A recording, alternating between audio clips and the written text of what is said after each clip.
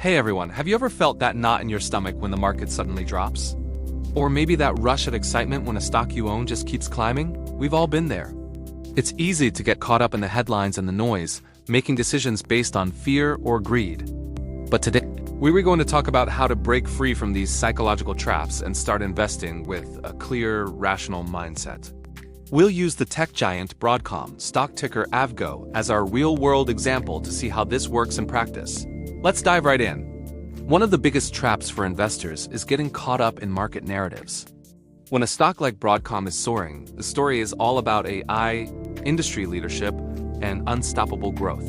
It feels like you have to jump on board or you'll miss out. But what happens when the narrative shifts? Suddenly, the talk is about overvaluation, market saturation, or a potential bubble.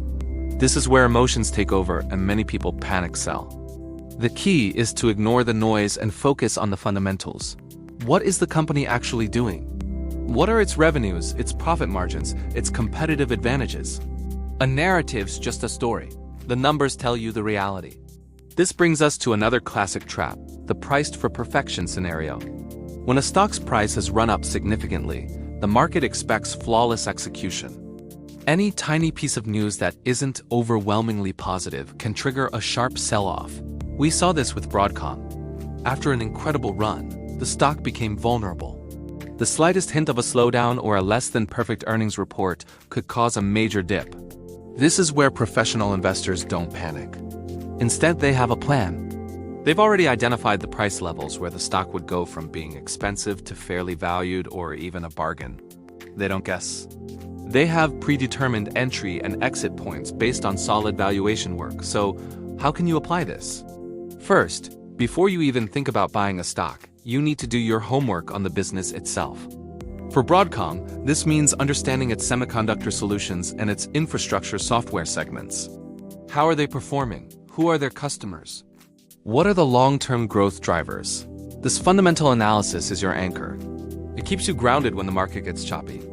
Without it, you're just gambling on headlines. Next, you need to establish a rational framework for buying and selling. This means defining your price targets.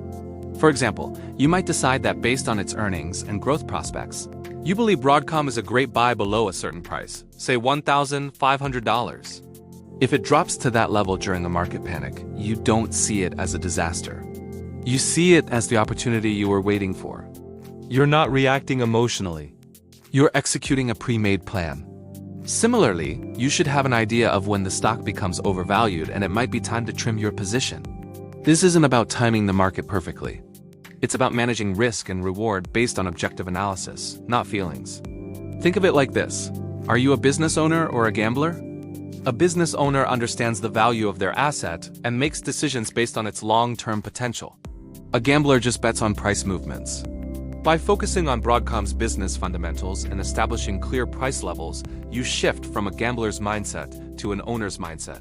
You stop reacting to the market's mood swings and start acting like a strategic investor.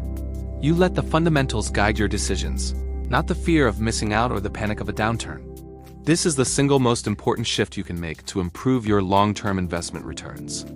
To sum it all up, investing success isn't just about picking the right stocks. It's about conquering your own psychology. Avoid getting swept up in market narratives, be aware of the priced for perfection trap, and never, ever make decisions based on panic. Instead, build a rational framework. Do your homework on the business, build your price levels, and stick to your plan. Use market volatility as an opportunity, not a threat. That's how you build real, sustainable wealth over time. Thanks for watching. If you find this helpful, do follow for more investing tips and see you in the next one.